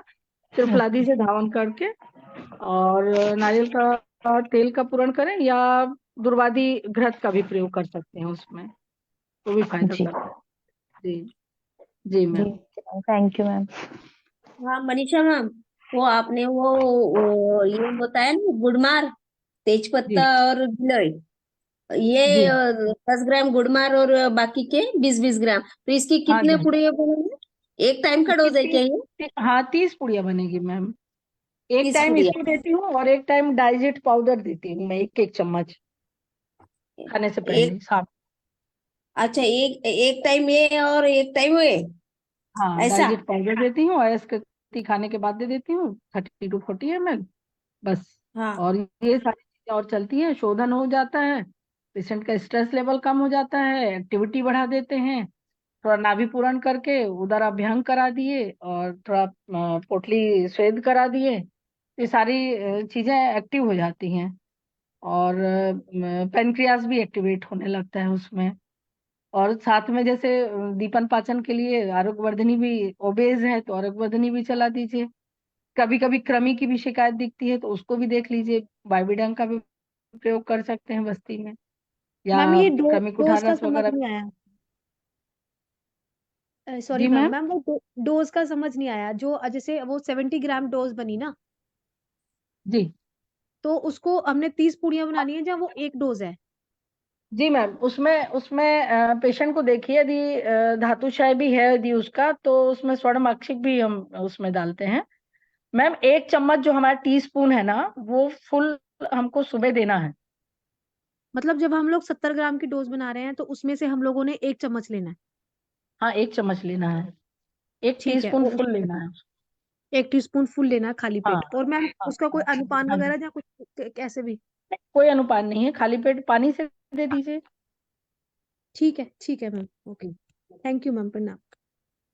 Thank you ma'am. थैंक्स। जी थैंक यू। एक शैलजा मैम ने हैंड रेज किया है। शैलजा मैम, आप कुछ बोलना चाहती हैं?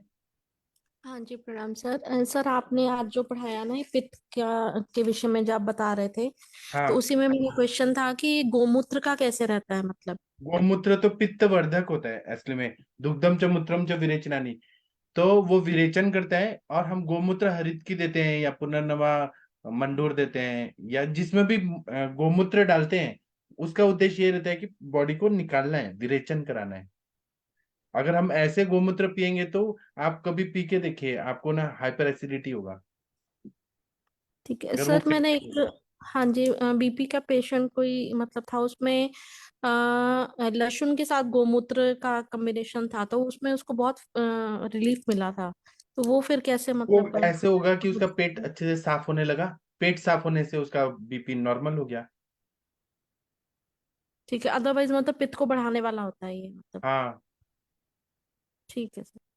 क्योंकि वो क्षार होता है ना, वो ज्यादा क्षारीय तत्व रहता है, अल्कलिनिटी बहुत ज्यादा रहता है। आदित्य सर कुछ बताएंगे? नहीं सर, मैं तो सवाल था सर एक सर। हाँ, पूछिए। सर ये जो अग्नि अग्नि के टाइप्स सर कुछ बताए गए क्या, किस तरीके से? अग्नि के टाइप तो जैसे हमारे ऐसे बताए, मेन स्थूल अग्नि, सूक्ष्म अग्नि। स्थूल अग्नि जठराग्नि होता है, और सूक्ष्म अग्नि सात धातु की सात अग्नियां, और रस रक्त मांस में दस्ती मज्जा शुक्र की अग्नियां, और पंच महाभूत की अग्नियां। इसके अलावा अपने आचार्य लोगों ने हर जगह अग्नि देखा है। जैसे कि पाचक पित्त की पाचक अग्नि है, आलोचक पित्त की आलोचक अग्नि है, जो हमें देखने में सहायता करती है। फिर अपने स्किन में भ्राजक पित्त की भ्राजक अग्नि है, वो हमको ना बाहर के ठंडा से बचाती है, एक बॉडी का टेम्परेचर मेंटेन करती है, भ्राजक पित्त की भ्राजक अग्नि। उसी तरह से रंजक अग्नि हार्ट में रहती है, साधक अग्नि साधक पित्त की अग्नि। और रंजक रस को रंजन करने वाली रंजक अग्नि। ऐसे पांच पित्त की पांच अग्नियां ऐसे दिखते हैं। जी सर, जी अब सर। ब्रेन में भी रहती है मेधा की अग्नि, मेधाग्नि। वैसे ही अपने हम जो खाना खाते हैं तो कटु अवस्था पाक जब होता है, तो वहां पे बताए शोष्य मान्य वहनी, मतलब जो खाने को एब्जॉर्ब करती है, शोष्य मान्य वहनी। वही हम बस्ती देते हैं तो सर शोष्य मान्य वहनी एक्टिव होती है, और वो सारे बस्ती द्रव्य को एब्जॉर्ब करती है, उसको पचाती है, ट्रांसफॉर्मेशन करती है, और वो रस में डालती है हृदय से। फिर सर, वो और ये पंच महाभूत की अग्नि क्या होती है सर? जैसे आकाश महाभूत की अग्नि आकाश अग्नि, फिर उसमें वायु की अग्नि वायु अग्नि, तेज की अग्नि तेज अग्नि। उसके बाद में मतलब पांच महाभूत की, क्योंकि हमारा पूरा शरीर पांच भौतिक है। जब हिंदू धर्म में जी हम सर। दाह संस्कार करते हैं, वो हमारा पंच तत्व में विलीन हो जाता है। आकाश तत्व आकाश में उठ जाता है, फिर वायु के तत्व वायु में चले जाते हैं, अग्नि के तत्व अग्नि में चला जाता है। फिर हम जी उसको सर, जी सर। अस्थि विसर्जन तो पृथ्वी और आप ये भूमि तत्व में जाता है। जी सर, थैंक यू सर। हाँ, डॉक्टर प्रशांत भट्ट जी कुछ बोलना चाह रहे हैं? हाँ सर, प्रणाम सर। हाँ, प्रणाम सर, बताइए सर। हाँ सर, मैंने 3 दिन पहले एक पेशेंट देखा था फिशर का। जी तो सर। उस समय मैंने उनको मतलब वो मेडिकल लाइन में है, मेडिकल शॉप है उनका। जी। तो उनको सब बता दिया था कि भाई रात्रि जागरण नहीं करना, स्पाइसी फूड नहीं खाना, बिना जी। भूखे नहीं खाना, अंडा अंडा नॉन वेज मत खाना। जी। और मैंने उनको सूक्ष्म त्रिफला और AKT टैबलेट दिया था। जी। और उनको क्या उसमें सिम्टम्स में खाली हल्का सा पेन और उनको ब्लीडिंग हो रही थी, फ्रेश ब्लड आ रहा था। जी। तो इसके लिए एक टेबलेट आती है दूध पापेश्वर की, रक्त स्तंभक। जी। तो वो मैंने दे दिया था। तो जी। वो 3-4 दिन तो वो ठीक रहे, आज उनको फिर से ब्लीड हुआ। जी। तो इसमें और क्या मतलब कर सकते हैं? आप अभी मैं हालांकि 3 ही बताऊंगा, दिन लेकिन हुई मैं दवाई। बाकी लोग से भी जानना चाहता हूँ वो लोग क्या सोचते हैं। आदित्य सर, वर्षा मैम कुछ बोलिए इनके केस में। सभी क्वेश्चन का मैं ही आंसर दूं ऐसा तो नहीं है, आप लोग बताइए कुछ। सर वो अवस्था देखनी पड़ेगी, जैसे फिशर का ब्लीडिंग हो रहा है, अकेला फिशर है कि अंदर पाइल्स भी है, मतलब ब्रंच भी है क्या? गुद नहीं नहीं, ब्रंच पाइल्स जिसे नहीं है। बोलते हैं। अब देखिए, सुपरफिशियल तो हमने देख लिया था, अब इंटरनल तो मैंने नहीं देखा उसमें। लेकिन मैंने जो देखा था तो तो पेशेंट से मल्टीपल कट, ये अगर मल्टीपल कट थे उसमें। मेल पेशेंट है, मेल पेशेंट। अ, उससे अगर ये सवाल पूछें कि अंदर क्या भारीपन लगता है, जैसे अगर पाइल्स होते हैं ना तो अंदर भारीपन लगेगा, अगर पाइल्स नहीं है तो अंदर भारीपन नहीं लगेगा, मतलब जैसे लेटरिन अंदर से निकल रही है लेकिन भारीपन लगता है अगर पाइल्स होते हैं रास्ते में तो वैसे तो प्रोक्टोस्कोपी बेस्ट रहता है, ब्लीडिंग, लेकिन ये सवाल से ब्लीडिंग के अलावा उनको कोई सिम्टम्स नहीं बताया उन्होंने। बहुत मामूली सा पेन बताया था फर्स्ट डे, उसके बाद कोई सिम्टम्स नहीं, सिर्फ ब्लीडिंग, फ्रेश ब्लड आ रहा है खाली बस। तो ये फ्रेश ब्लड आ रहा है, ये फ्रेश ब्लड स्टूल्स हार्ड है क्या, इसलिए आ रहा है कि स्टूल सॉफ्ट है तो भी आ हाँ रहा है? वो हाँ वो प्रॉब्लम थी स्टूल हार्ट की, तो उसके लिए मेडिसिन आती है हम लोग के यहाँ, अभ्यारिस्ट आता है, कल्पा सब आता है। तो वो देने के बाद वो सब चीजें अब नहीं है 3 दिन से। तो मतलब जो मेरे को समझ में आ रहा है कि पहले तो कोष्ठ शुद्धि करनी पड़ेगी, उसके बाद वो जैसे मांस पाचक मांस पाचक देंगे। फिर जैसे इस टाइप के, जैसे सर ने भी बताया था, चांगेरी आदि जो गण होता है वो दे सकते हैं शुरू में काढ़े के रूप में, बाद में अवस्था के हिसाब से घृत के रूप में, उस तरीके से जो। और कांकायन वटी और जो दूसरी चीजें रहती, मतलब ऑप्शंस हैं, हाँ, किस तरीके से आपको अवस्था के हिसाब से चुनने होंगे सब चीज। फिर बस्ती दे सकते हैं बाद में, अगर जगह बन जाए, जब पेन थोड़ा कम हो जाए तो बस्ती भी दे सकते हैं। हाँ, अगर इन्फेंट फीडिंग ट्यूब से शुरू में बस्ती दे सकते हैं, अगर जगह कम है तो। जो जो सर अरविंद सर, आप बताइए सर, ये जो मेरे को समझ में आया। अभी ब्लीडिंग हो और रहा है ना, मूषक तेल मैंने अगर यूज नहीं किया जी सर। हाँ, अगर ब्लीडिंग हो रहा है तो इसमें हम कांकायन बट्टी क्यों देंगे भला तक का इतना गर्म? हम इसमें नागकेशर चूर्ण देंगे, गोदुग्ध भावित प्रवाल पंचामृत या प्रवाल पिष्टी देंगे, गुलकंद देंगे, आंवले का मुरब्बा देंगे। और वो ना हमारे सर का एक रक्तज अर्शहर योग है, तो उसमें धान्यक है, फिर हरितकी है, उशीर है, और एक पद्मक है, ऐसे 4 चीजें हैं। उसका काढ़ा दे सकते हैं। लेकिन नागकेशर अच्छा काम करेगा, हील कर देगा वो अगर ब्लीडिंग हो रहा है तो। और चांगेर यदि घृत है, उसका पिचू रख सकते हैं, गुद पिचू, है ना।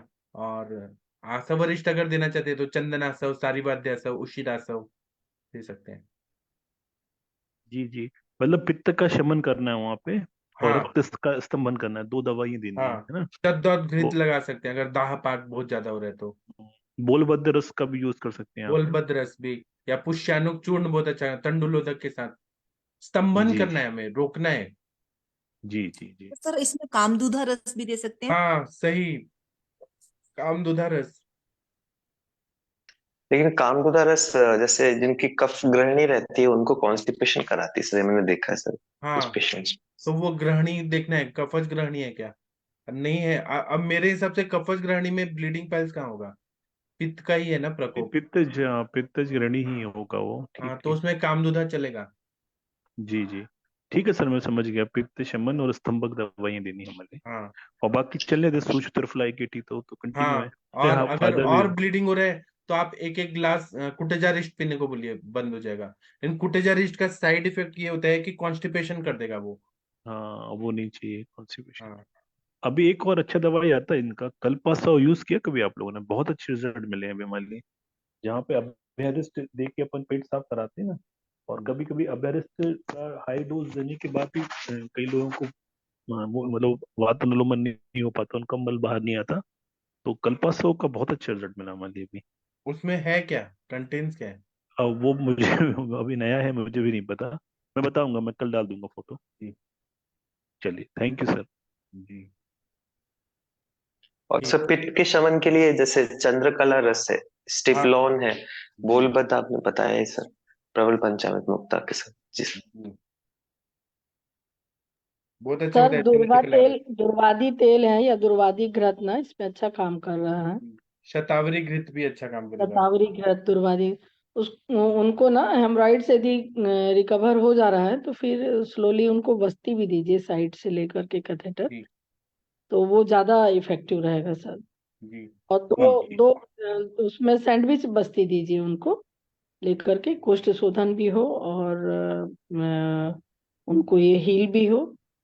और जो बस्ती पॉसिबल है क्या वहां पे, मतलब डाल सकते हैं बस्ती का कैथेटर? अभी तो नहीं है, 10 दिन बाद हो सकती है।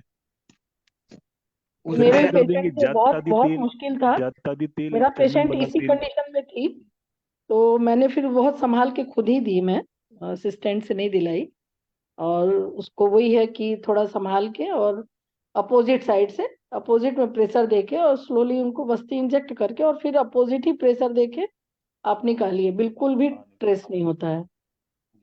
नहीं, मैंने पाइल्स में तो दी है वस्तु, पाइल्स, और जहाँ ये मतलब ब्लीडिंग पाइल्स, या फिर ये बादी वाला पाइल्स, या जहाँ छोटा मोटा कट लग गया पाइल्स के साथ में, वहां पे जातादी तेल और काफी सारी तेल का वस्तु आप मैंने और दिया। कुछ कुछ दे सकते हैं, वो मैं बता रहा हूँ।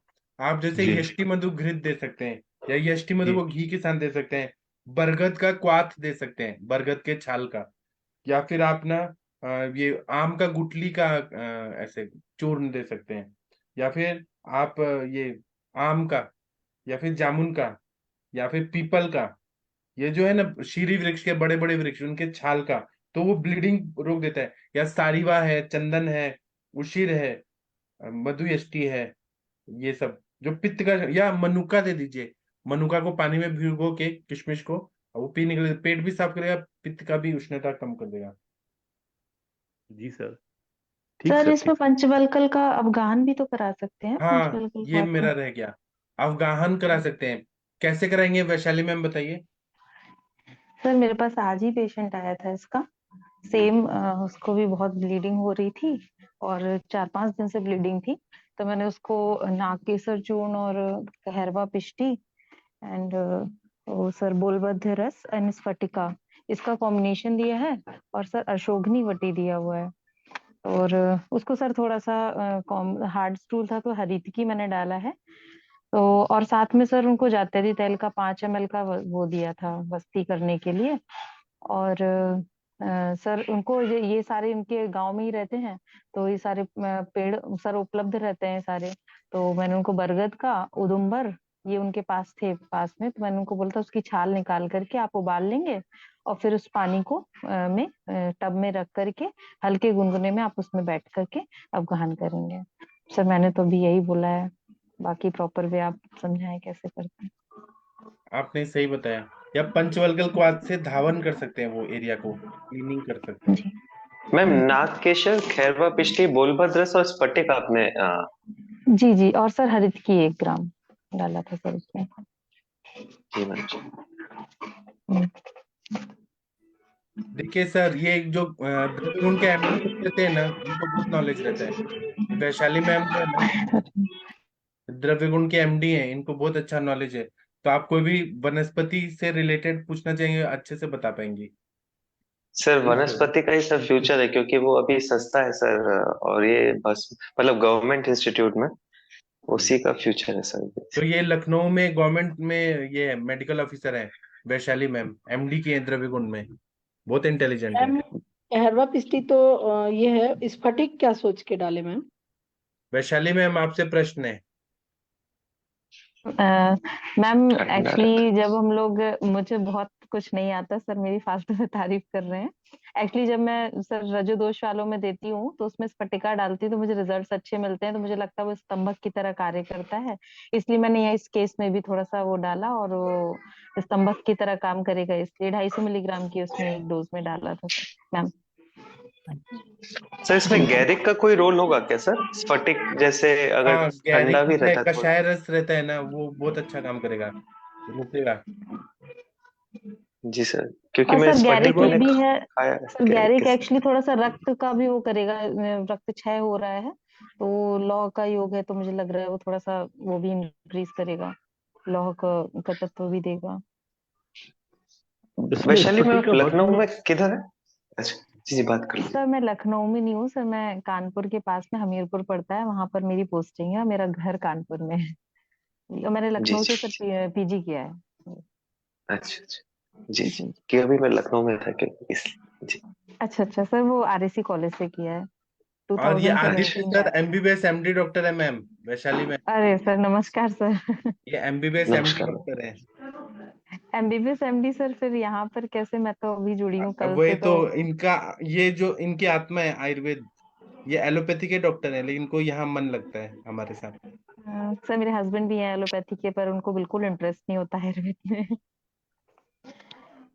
जी। बड़ा सर बहुत समझाना पड़ता है, जब उनको रिलीफ मिलता है किसी चीज में तब वो मानते हैं। तो फिर आजकल इस समय वो मेरे से बस उनको अग्नि मैंने बता दिया है, अग्नि आपकी कम है, तो वो मेरे से बस बोलते रहते हैं आप अपनी अग्नि बढ़ाइए। पर मैंने कहा चलिए, आपने ये तो सीखा कि अग्नि भी कुछ होता है। जी। नहीं मैम, आयुर्वेद का बहुत बड़ा रोल है। मैं कोई रस औषधि पे नहीं जाके सीधे छोटी छोटी डाइट के रूप में भी अगर हम बदलते हैं। जब मैं जी टाटा में था तो क्या हुआ था, हम लोग के यहाँ जो कैंसर के मरीज आते हैं, ब्लड कैंसर के मरीज आते थे, तो वो डाउन द जी लाइन मतलब करीब 50% लोग रिलैप्स करते थे। तो एक इधर उधर से ताक झाक के एक डाइट चार्ट बनाया था। उसमें पंचरस, हल्दी, नीम और बहुत छोटी छोटी चीजें जो डाइट में मॉडिफाई कर सकते हैं, वो ऐसे करके बनाई थी। और जिन जिन पेशेंट जी ने जी फॉलो किया था, प्रिंट करके चार्ट देता था, जिन जिन पेशेंट ने फॉलो किया था उसमें से किसी ने रिलैप्स नहीं किया है। मतलब हमारे जो जी जी जी कीमोथेरेपी के 2 फेज होते हैं, एक तो आईवी इंटेंसिव जी फेज होता जी है, वो जी 3 महीने के आसपास का रहता है, उसके बाद ओरल फेज चलता है, ओरल आईवी कम। जी तो सर, वो एक्चुअली लगभग ऐसे मेरी 1.5 साल। मदर इन लॉ है। जी सर, मेरी मेरी जो मदर इन लॉ है वो भी जी उनको ब्रेस्ट कैंसर था और वो मतलब सरवाइव कर गई हैं। लेफ्ट ब्रेस्ट में था और लास्ट एक साल से वो बिल्कुल ठीक है, फॉलो अप में सब ठीक है। और उनकी सर्जरी हुई थी, कीमो वगैरह मैंने उनका वो फेस उनका भी एक केस आपको बताना चाहूंगी। वो आफ्टर उनका हार्मोनल था तो उनको वो एल्ट्रास चलती है सर, जोलिड्रोनिक एसिड चलता है रेगुलर। जी जी जी, तो वो उसकी वजह हड्डियां से कमजोर हो शायद, जाती है उसके। जी जी जी सर, उससे हड्डियां बड़ी कमजोर हो जाती हैं तो उनको जॉइंट्स में स्वेलिंग और ये सब रेगुलर रहता था। तो मेरे घर में जैसे मैंने बताया, मेरे father in law orthopaedic surgeon है एंड हस्बैंड भी एमबीबीएस हैं। तो ये लोग कभी मानते नहीं थे, लेकिन मेरी जो मदर इन लॉ है वो थोड़ा सा मानती हैं। तो मैंने उनको जॉइंट पेन के लिए सर पत्रपिंड स्वेद के लिए बोला। ये जो अपना अर्क और उसका एरंड का पत्ता होता है, इसका पत्रपिंड स्वेद। एंड सर उनको योग में कोई रस औषधि तो नहीं दिया, केवल सर अजमोदादी, शुंठी, गोदंती और पिपली और सर थोड़ा सा शिलाजीत, शिलाजीत गोल्ड के उसमें जो आता है डाबर वाला, वो वैद्यनाथ वाला, वो सर दिया है उनको। बहुत रिलीफ है, मतलब 70 to 80% उनका जो पेन है वो रिलीफ है। अब एक्चुअली प्रॉब्लम ये है, मैं साथ नहीं रहती, वरना मैं उनके साथ तो उनको थोड़ा सा पंचतिक्त क्षीर वस्ती भी देना चाह रही थी इसके लिए। सर ठीक रहेगा, मैं जैसा सोच रही हूँ पंचतिक्त क्षीर वस्ती के लिए। हेलो। आप क्यों मुझसे नहीं कुछ दे सकते, हम दे सकते हैं, तिक्त हाँ शीर वस्ती, पंचतिक्त दे जी सकते जी जी। तो सर हैं। वो सर वो और लेकिन सोच दूध रही थी। फटेगा नहीं उसमें, पंचतिक्त में? कैसे फटेगा, नहीं पड़ता। अच्छा। नहीं सर बिल्कुल नहीं उसमें तो फटता, पहले आप ऐसे बनाओ ना, पानी, थोड़े पहले पानी में गाढ़ा बना क्वाथ लो बना फिर बनाओ। करके फिर मिलाते हैं। जी जी, कपड़े से छान के पिला। जी। जी जी। तो सर उसकी मात्रा कितनी रहेगी? जैसे अगर मैं इनिशियली दे रही हूँ और मैं उनके साथ नहीं रहती हूँ, एक्चुअली मैं उनको बता करके ही आऊंगी, तो क्या सर मात्रा वस्ती के रूप में दे सकती हूँ? हाँ दे सकती है ना, जरूर दे सकती। ये हमारे बीस से हरिहर तीस सर मिनट रोज दे रहे हैं। हरिहर सर एवीएन के पेशेंट को दे रहे हैं, बहुत अच्छा रिजल्ट आ रहा है। और जी वेस्कुलर नेक्रोसिस जिनको होता है, बहुत अच्छा जी जी रिजल्ट। जी जी जी। सर एक केस मैं आपको बताना चाहूंगी, मैं ज्यादा टाइम ले रही हूँ हाँ एक्चुअली। बताइए। सर आप पित्त पे बात कर रहे थे, तो मेरा एक पेशेंट आता था सर, यहाँ पे गवर्नमेंट में ही आता था। तो उसको वो बताता था कि जैसे ही सूरज निकलता है वैसे इसको बुखार चढ़ जाता है, और जैसे ही सूरज अस्त होता है उसका बुखार खत्म हो जाता है। लेकिन उसका बुखार इतना ज्यादा होता था कि वो परेशान हो जाता था। उसने नहीं कुछ तो सर 1 साल तो उसने एलोपैथिक ट्रीटमेंट लिया, उसका कुछ मतलब रिलीफ नहीं मिला, ऊपर से पैसे भी और वैसे भी बहुत वो था। तो अपने अस्पताल से ही सर ये सुदर्शन चूर्ण, गोदंती चूर्ण और संशमनी वटी यही सब दिया। तो उसको रिलीफ तो रहता था, लेकिन जैसे ही दवा बंद करता था वैसे ही उसको हो जाता था। तो फिर मैंने उसको गुलकंद बोला सर देने के लिए, कि उसको मुझे पित्त की वो लगी। गुलकंद देना शुरू किया प्रवाल पिष्टी के साथ में, तो सर उसको फिर रिलीफ मिला। लेकिन उसको सर कोल्ड हो जा रहा था गुलकंद से। तो फिर मैंने उसको बोला कि अब उसके पास पैसे भी सर बहुत नहीं थे, तो मैंने उसको बोला कि तुम सुबह 1.5 लीटर पानी पिया करो वो वाला नमक वाला, और बस उसको निकाल दिया करो। तो सर वो पेशेंट, जब मैंने उसको ये बताया करने के लिए, तो 1 डेढ़ महीने तक आया नहीं, 2 महीने हो गए फिर नहीं आया। मुझे लगा पता नहीं क्या हो गया, लेकिन सर 2 महीने बाद आया और वो कहता है मैं बिल्कुल ठीक हूँ, और मैं बस बताने आया था कि मैं ये कर रहा हूँ, मैं बिल्कुल ठीक हूँ। इससे बस यही मैम, पेशेंट ये था मेरा। कुंजल क्रिया? जी जी, वही 1.5 लीटर पानी में ना नमक, सलाइन वाटर जो होता है ना, थोड़ा सा सेंधा जी नमक डलवा जी। करके मॉर्निंग में सबसे पहले उसको लेना है, 1.5 से 2 लीटर जितना आप ले पाओ, और फिर उसको थोड़ी 5-10 मिनट रहने के बाद उसको निकाल देना है वॉलंटरली। अच्छा, वोमिट वो पीछे से जी इंड्यूस करके जी जी वोमिटिंग कर। जी जी। जी जी। तो उसको बहुत रिलीफ हुआ अभी तक, मतलब मुझे लग रहा है 1 साल हो गया है, अभी वो ठीक है, वो यही करता है डेली। इससे सर कोई साइड इफेक्ट तो नहीं होंगे उसको आगे चल के? नहीं होंगे। सर डेली करेंगे तो रुक्षता नहीं आएगी सेंधा नमक रोज से? डेली करेंगे तो सेंधा नमक तो स्निग्ध होता है ना। फिर भी नित्य जो करते हैं ना प्राकृतिक में भी वैसे ही तो सलाइन। वहां पे थोड़ा घी वगैरह लगा सकते हो, उसमें क्या है। हाँ तो थोड़ा ध्यान देंगे, नहीं तो रुक्षता आएगी बाद में, कॉन्स्टिपेशन होने लगेगा। जी। नहीं है, अब तो वो आता भी नहीं है कि वो ठीक हो गया, तो मैं कह भी नहीं सकती कि रोक दो। सर ये जब होगा थैंक यू। तकलीफ तब देखेंगे क्या होता है। हाँ फिर से फीस मिलेगा मैम। जी हाँ। मैम नहीं सर, ये मैम जो मैं आदित्य सर हैं, गवर्नमेंट में हूँ, मुझे कोई फीस नहीं मिलता। जी मैम जो आदित्य सर हैं अपने ग्रुप में, ये दिव्य आत्मा है जी जी और ये हमारे स्पिरिचुअल में है। और सबसे जी बड़ी जी बात है कि जो हमारे एमबीबीएस डॉक्टर्स हैं वो अपने आप को भारतीय संस्कृति में और भारतीय संस्कारों में क्यों नहीं रखते हैं। आज देखिए ये बाबा बौकनाथ की पूजा कर रहे हैं, अंतरराष्ट्रीय जो वैज्ञानिक हैं वो बाबा बौकनाथ की जी पूजा कर रहे हैं हिमालय में बैठ करके। फिर कैसे जी उनका जी जी दिमाग हो गया अभी, है ना, एक हम्म, फॉरेनर कर रहा है। तो हम जी लोग जी थोड़ी सी क्या है, एक बनावटी मुखौटा जो बना लिए ना, इसीलिए हमारी पैथी का सब दोहन हो गया पूरा, मतलब बैकवर्ड में हम चले आए हैं। अभी जो निगेटिव है वो तो है, लेकिन यहाँ कितना पॉजिटिव हो रहा है मैम। आप देखिए कितने लोग एमडी में निकल रहे हैं, हर साल कितने जी लोग एमडी कर रहे हैं, और यहाँ ज्ञान का कितना आदान प्रदान होता है ओपनली, कोई छुपाता है? आप मनीषा मैम कोई चीज छुपाई है आज तक? आप खुद नहीं बताइए। सर, नहीं सर, सब बता अच्छा देती लगता हैं। है, शेयर हाँ करने में अच्छा लगता है कि कुछ कमी होगा तो यहाँ पर सब बताएंगे, उसको हाँ और क्लीन करेंगे और अच्छा करेंगे। हाँ और सर ये प्लेटफॉर्म तो लगता है एमडी एंट्रेंस के लिए हो जाएगा फ्यूचर में, हाँ। लोग वही आएंगे यहाँ पर एमडी फ्री करने में हम के लिए। पढ़ाते हैं, फ्री में, हम पैसा भी नहीं लेते उसके लिए अलग से। नहीं तो लोग कितना कमाते हैं, लाखों लाख रुपया कमाते हैं। और सर एक्चुअली ये चीज सही में मैं बताना चाहती हूँ कि मैंने प्रैक्टिस ही आपके देख के शुरू की, नहीं तो मैंने आयुर्वेद की कभी प्रैक्टिस नहीं की, और धीरे धीरे मुझे नॉलेज भी हो रही है आयुर्वेद की बहुत ज्यादा। तो इसलिए सर ये प्लेटफॉर्म सबसे बेस्ट है अभी। जी, नहीं, ये हमें आप अपनी लोगों चीज ने पे बनाया गर्व है। होना चाहिए मैम, अपनी चीजों पे अपनी गर्व होना चाहिए। आप ठीक है, बिल्कुल आप मैम। मैम ब्रिटिश मैंने सिस्टम, अभी ब्रिटिश प्रणाली को आपने स्टडी किया किया, ठीक है, वो आपका उसमें वर्क कर रहे हैं, लेकिन अपनी चीजों को दोयम दर्जे पे मत रखो ना, आप मैम ही एक्चुअली नुकसान कर पता रहे हो क्या है, उससे। नहीं मैम ये चीज है मैम, मैं हम लोग पंजाब से हैं, तो पंजाब में ना ये चीज है ही नहीं है। आप पंजाब में जाओगे आप ना। ऐसा सोचिए ना मैम, आप वो अभी परंपरा से अभी बना रहे हैं, आप बीज रोप रहे हैं। बिल्कुल आपके सर। आने वाली पीढ़ियां बोलेंगी कि एक तनिका मैडम थी, एक ये शशि मैम थी, इन्होंने पंजाब में इतना अच्छा किया। ये ऐसे आप लोगों के बारे में लोग बोलेंगे बाद में, 10 साल बाद। नहीं सर वो तो है सर, अभी तो मतलब आपसे बहुत सीखना है, तो ये तो भी चलेगा। जी जी, सर। आप लोग बना रहे हैं, और नया सर बना रहे हैं। सर थोड़ा सा 5 साल मेरे को दे दीजिए। 5 साल में वैसे अगर गवर्नमेंट ने कुछ नहीं किया तो कम से कम अपने लेवल पे मैं आयुर्वेदिक डॉक्टर्स को इमरजेंसी मैनेजमेंट, इंट्यूबेशन, और अगर लाइन डालना है तो वो भी सिखाने के लिए मैं कर रहा हूँ अभी वर्क। वो 5 साल में हो सकता है मैं वो करने में सक्षम हो जाऊं जी सर, अपने लेवल पे अपने डिपार्टमेंट में जो पेशेंट रहेंगे गवर्नमेंट, उन जी पे जैसे असिस्ट करके सिखा दूंगा सर। जी सर। जी।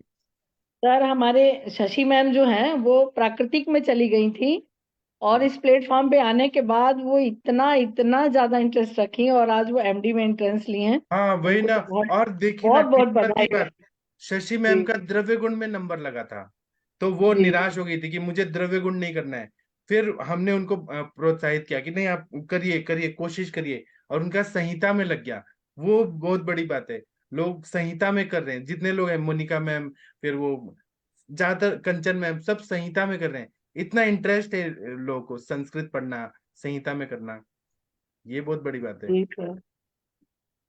ठीक है। सुबह तो रियली सर, सुबह का जो हाफ आवर का है वो ऐसा लगता है कि कुछ किए ही नहीं है। 10 मिनट को भी यदि चूक जाते हैं तो बहुत मुश्किल होता है, लगता है कि हमारा अब दिन भर का हो गया, प्रार्थना पूजा सब हो गया, जी ऐसा है। जी।